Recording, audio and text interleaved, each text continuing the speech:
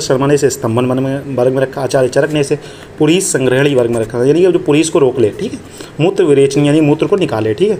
आचार्य सुश्रुत ने इसे प्रिंगादिगण में रखा, आचार्य भाव प्रकाश ने इसे हरित्यादि वर्ग में रखा। ये सिर्फ एक्स्ट्रा इन्फॉर्मेशन है, इसे याद नहीं करना है। याद आपको क्या करना है, मेन जो याद करना है आपको वो लैटिन नेम याद करना है। वुडफोर्डिया फ्रूटिकोसा और लेथरेसी फैमिली का है, ठीक है। इसकी फैमिली थोड़ी अलग है तो आप लोगों को याद करने वाले।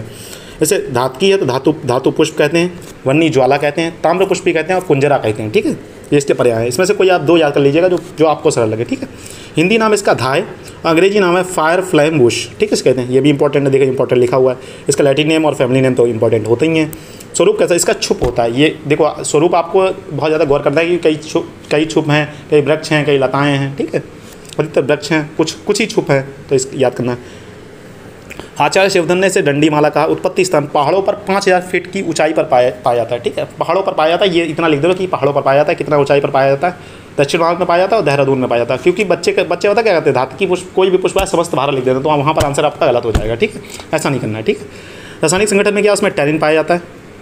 पुष्पों में 24% टैनिन पाया जाता है। रंजन द्रव्य यानी लाइसोन पाया जाता है। रेशम रंगने के लिए लिया जाता है, मतलब जो रेशम के वस्त्र होते हैं उन्हें रंगने के काम में आता है, ठीक है, लाइसोन।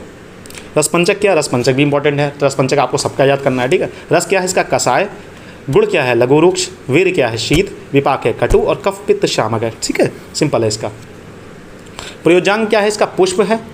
चूर्ण 1 से 3 ग्राम लेते हैं, इसका चूर्ण थोड़ा कम लेते हैं, वैसे नॉर्मली 3 से 6 ग्राम चूर्ण लेते हैं, लेकिन ये धातु की पुष्प का कम लेते हैं, ठीक है। विशिष्ट योग है इसका क्या, धातु का आदि चूर्ण और पुष्यनक चूर्ण, ठीक है, इससे पुष्यनक चूर्ण है। इसका कर्म क्या, रक्त स्तंभक। अगर कहीं पर रक्त निकल रहा है तो धातु की चूर्ण लगा दो तो रक्त रुक जाएगा, ठीक है। पुरीष संग्रहण यानी पुरीष को रोकने वाला, अगर किसी को डायरिया वगैरह प्रॉब्लम हो तो उसमें भी दिया जा सकता है। मूत्र विरेचनी, अगर किसी को मतलब किसी वजह से अगर मूत्र नहीं निकल रहा है तो उसे मूत्र निकालना है। देखो मूत्र विरेचनी मतलब मूत्र को निकालने वाला, ठीक है।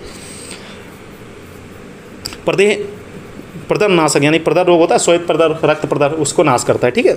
व्रण रोपण मतलब हीलिंग, मतलब अगर तुम्हारे कोई वुंड हो गया तो उसको हील करने के काम आएगा, ठीक है बेटा।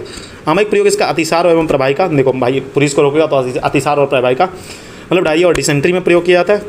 मट्ठे या मधु के साथ इस्तेमाल करते हैं। व्रण का प्रक्षालन यानी कि व्रण अगर मतलब कोई घाव वगैरह है तो उसे धोने के काम भी कर सकते हैं, ठीक है। रक्त स्त्राव रोकने के लिए बता रहे, रक्त स्तंभक है तो रक्त स्त्राव रोकने के लिए आएगा। श्वेत प्रदर, रक्त प्रदर। चावल के धोवन के साथ आधा कर्ज धोवन प्लस चूर्ण, ठीक है।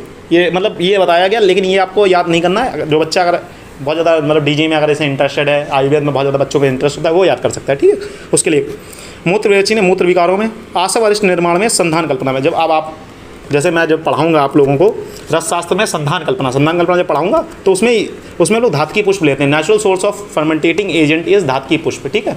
वैसे अगर वो आर्टिफिशियल वाली बात करें तो आर्टिफिशियल में ईस्ट आता है। ईस्ट क्या करता है, फर्मेंटेशन कराता है, वो तो बचपन से पढ़े हो गए। लेकिन अगर नेचुरल वाली बात करें तो नेचुरली जो होता है वो धातु की पुष्प होता है, ठीक है बेटा। तो फिर इतना रखते हैं, कल से फिर कंटिन्यू करेंगे।